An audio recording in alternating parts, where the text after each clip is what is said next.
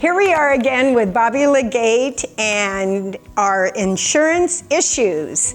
And today, I think we were going to talk about replacement costs, because being an ex-home builder and seeing people build homes, like the cost of everything, not only lumber, but appliances, everything. I mean, if you look at the harbor, it's still filled with trucks. So, boats. It's still filled with all those big freighters that are not unloaded. Correct. So I think that talking about replacement cost insurance is a really important thing.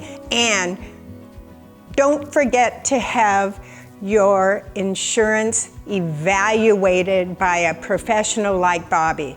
It's critical, right? Yes, definitely. As we know, it's 2022. We've been having some supply chain shortages. If you go to Home Depot at the moment, I don't even think you can get a sheet of drywall or plywood at this moment. When I went the other day, the shelves were empty. So not only that, but we have seen lumber costs. I believe inflation has caused about a 400% price increase. It's a little bit down. I get that. I get those numbers weekly. It's a little bit down, but it was up 4 times. Oh, wow. And now it's probably 3 times, 2.5 times, but it's still way over. And talking about supplies, I had to buy a new toilet for my new condo. Everybody had no toilets. It was like, what? How do you have no toilets in a Home Depot? Right. So it was an issue. So I can definitely back that one up. I can testify to it. So go ahead. Yeah, so as you can imagine, as a consumer tries to go purchase products, the same thing is happening from insurance companies. We all get through the same suppliers, it seems like. So whenever you're initially getting your home insurance policy, as the broker, we need to analyze how much it would cost, worst case scenario, if this whole place burns to the ground. So we have to take into consideration the types of flooring, 40% wood flooring, 20% tile with 40% linoleum, whatever the case might be. Is there crown molding? Is there wallpaper versus just painted? Combined with the age of the home, square footage, number of fireplaces, how they're finished, it all goes in. Ceiling fans, we take it all into consideration.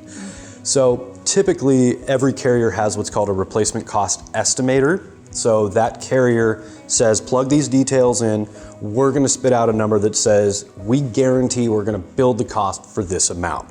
So we do normally see it come in around $200 to $250 a square foot. Some people want closer to $300 or $400 in certain areas.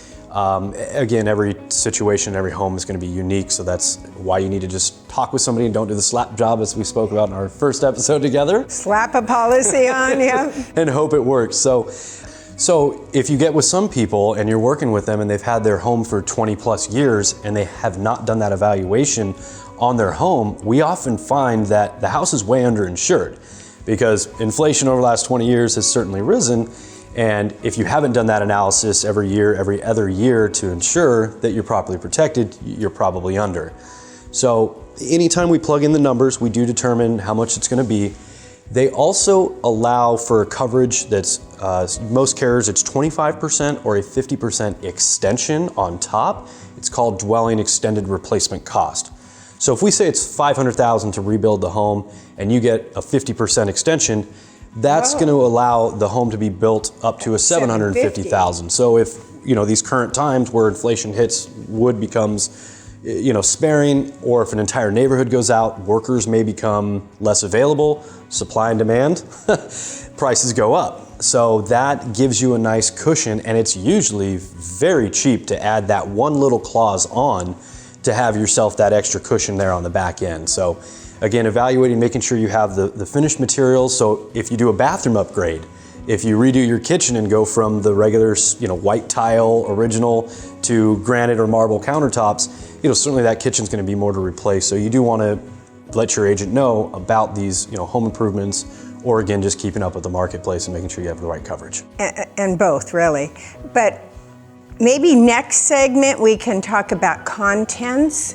I know we touched on it a bit, but it was just a a blip, Yeah, right? quick, yes. So maybe we do a whole segment on contents, because I'm looking around here thinking, yeah, right? Yeah. And I know that when I got my CFP, we talked about filming your entire house. It's a great idea. Yeah, you just take your video camera, now you can do it with your iPhone, and just film everything and point out the things that are exceptionally expensive, and just walk through the house and talk, and that way I think you've got a record of what you have as contents. There's no That's question. wonderful. I'm going to take that one step further. So you just made two wonderful points. Contents is going to be, if you move out of this home, everything you pack up with you.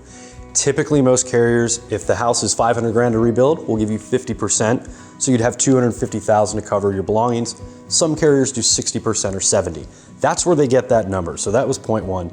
The second point, that's a genius idea. People are like, how do I prove? I don't have a receipt from a vase I bought 15 years ago. How do I prove I have that? I suggest everybody stand in the middle of the room, do a 360 spin, and then one step further, email it to yourself.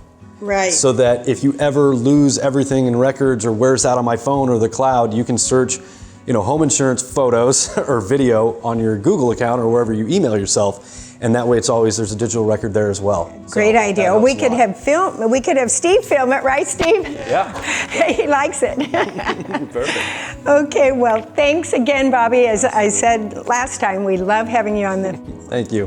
Love show. to be here. Thanks. Bye, everybody. We'll see you.